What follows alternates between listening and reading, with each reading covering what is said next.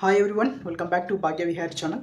ఈరోజు అయితే Indian finance minister Nirmala Sitharaman గారు అయితే బడ్జెట్ డిక్లేర్ చేయడం జరిగింది.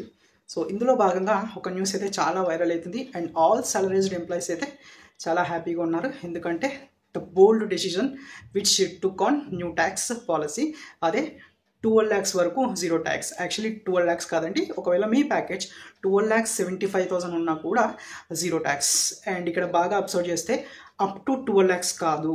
సో 12 lakhs అండ్ 12,75,000 కన్నా బిలో ఉన్న వాళ్ళకు మాత్రమే జీరో ట్యాక్స్. అంతకన్నా ₹1 ఎక్కువ ఉన్నా కూడా ఇక్కడ ఏవైతే క్యాల్కులేషన్ ఉన్నాయో ట్యాక్స్ స్లాబ్స్, ఆ ట్యాక్స్ స్లాబ్స్ ప్రకారం అయితే క్యాల్కులేట్ చేయడం అయితే జరుగుతుంది. సో ట్యాక్స్ క్యాల్కులేషన్ని అంత కాంప్లెక్స్ కాకుండా సింపుల్ 2 ఎగ్జాంపుల్స్ తీసుకుని అయితే మనం అర్థం చేసుకోవడానికి ట్రై చేద్దాం. సో 2 ఎంప్లాయీస్ తీసుకొని 2 సాలరీస్ కంపేర్ చేద్దాం. ఒక ఎంప్లాయీకి 12,75,000 శాలరీ వస్తుంది అండ్ ఇంకొక ఎంప్లాయీకి 13 lakhs ప్యాకేజ్, 13 lakhs శాలరీ అయితే వస్తుంది.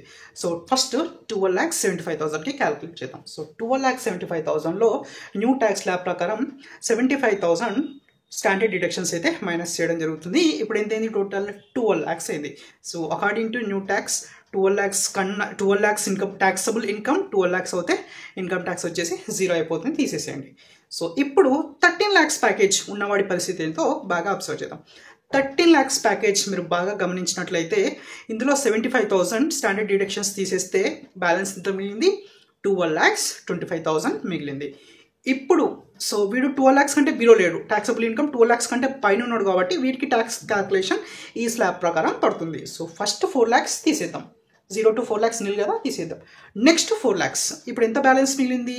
8,25,000 అమౌంట్ ఉంది, దానికి ట్యాక్స్ క్యాల్కులేట్ చేయాలి ఎందుకంటే ఫస్ట్ 4 lakhs తీసేసాం.